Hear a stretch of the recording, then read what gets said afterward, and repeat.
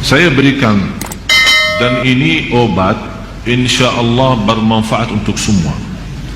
Tak usah panggil Habib, tak usah panggil Syekh, tak usah panggil Ustaz, tak usah panggil tukang dukun, tak usah panggil siapa-siapa. Anda sendiri laksanakan. Akan Allah subhanahu wa ta'ala merubahkan rumah kita insya Allah menjadi tenang, adem, enak. Yang pertama, bawakan air dan isi dalam air itu garam. Air itu dicampurin dengan garam dan dibacakan dalam air itu Al-Fatihah 7 kali. Ayat 5 ayat pertama suratul Baqarah, ayat Al-Kursi 7 kali, 3 ayat yang terakhir surat Al-Baqarah, lillahi ma fis samawati wa ma fil ardh. Saya ulang lagi, santai-santai, masih ada waktu, masih ada.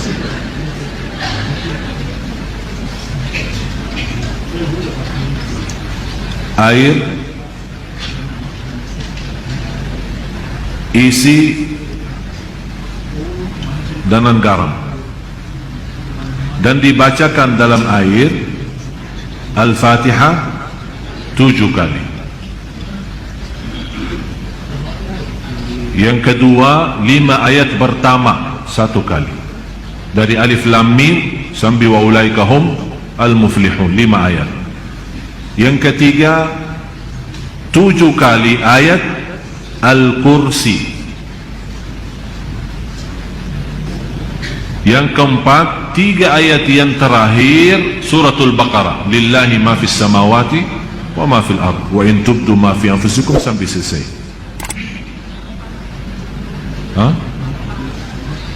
Yang keempat, 3 ayat yang terakhir suratul Baqarah, 284, 285, 286. Kemudian Qul huwallahu ahad 3 kali, Qul a'udhu birabbil falaq 3 kali, Qul a'udhu birabbin nas 3 kali.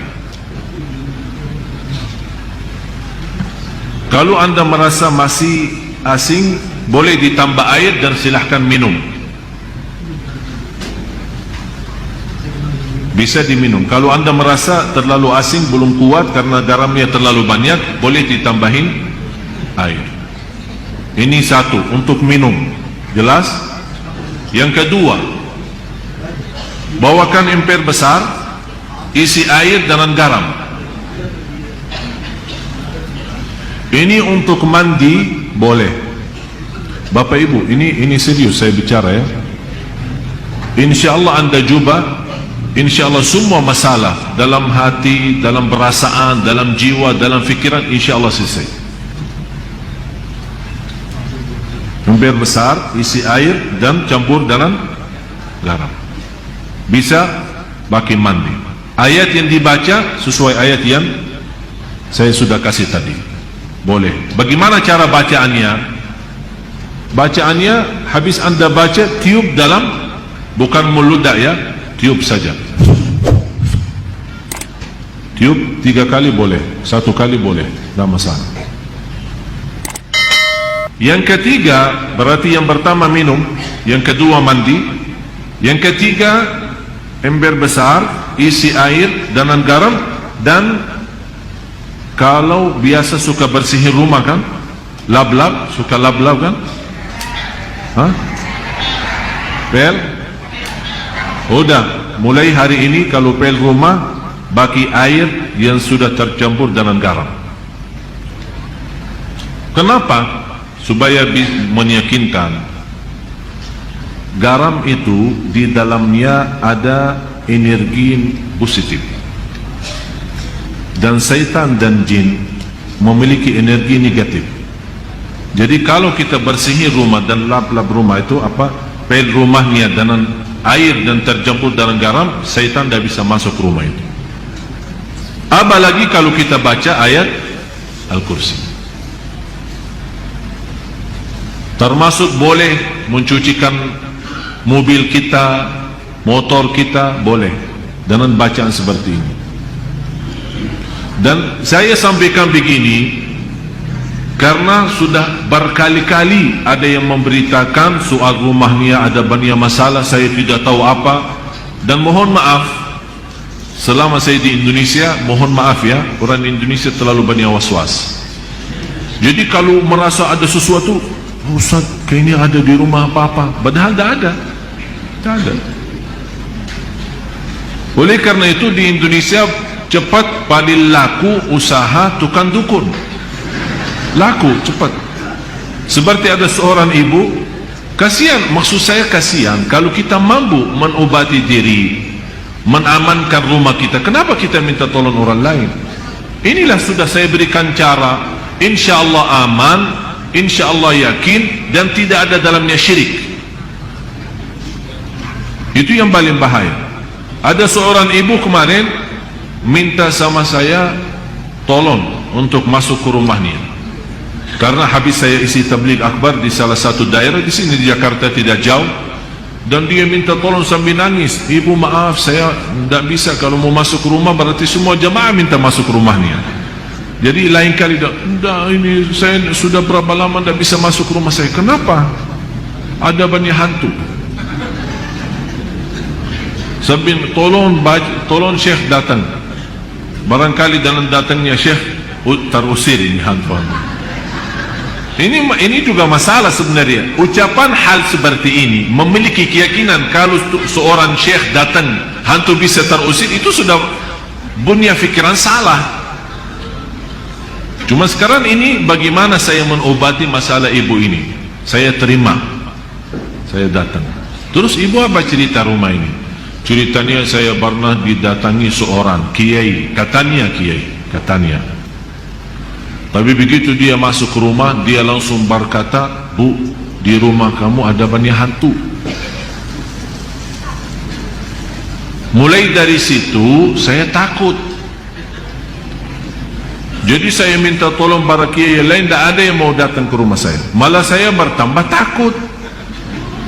Akhirnya ada seorang dukun yang mau bantu, tapi dengan syarat dia mau membacakan apa, saya tidak tahu mau baca apa. Setiap satu ekor jin keluar 250. Setuju ibu itu, oh, boleh, tapi saya cuma ada 500. Udah, saya bantulah, saya masuk dulu, saya mau lihat berapa ekor ada.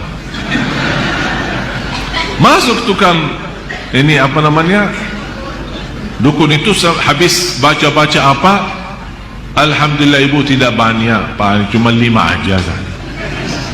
Jadi saya baca-baca, keluarin 2, karena ibu mampu bayar 500. Kalau nanti ibu sudah sanggup lunasin lagi, nanti saya datang lagi usir yang tersisa. Dan kasihan ibu percaya. Sambil sekarang dah mau masuk ke rumahnya, sambil saya ketemu dan disuruh saya masuk. Jadi ibu sekarang yang tersisa cuma 3 ya. Karena katanya 5 kan, yang terusir 2, tinggal 3. Terus ibu mau bayar ke saya berapa? Tidak apa-apa, saya ikhlasin, tapi yang penting bantulah. Udah begini aja, saya masuk, ibu tunggu di luar. Kalau dengar suara saya berteriak, berarti saya lagi berantem sama mereka. Terus saya masuk. Begitu saya masuk ke rumah, saya panggil ibu sini. Baru masuk ya, saya jujur saja tidak lihat apa-apa. Bu, saya sudah periksa rumahnya, aman. Begitu saya baca Al-Fatihah, kaget 3 jin itu keluar lari. Padahal tidak ada jin, tidak ada apa-apa. Terpaksa saya bohong supaya menghilangkan keyakinan dia yang sudah cukup parah, sudah lama. Alhamdulillah, baca 1 kali bu, sudah hilang semua. Terima kasih Syekh. Berarti aman sekarang, tidur.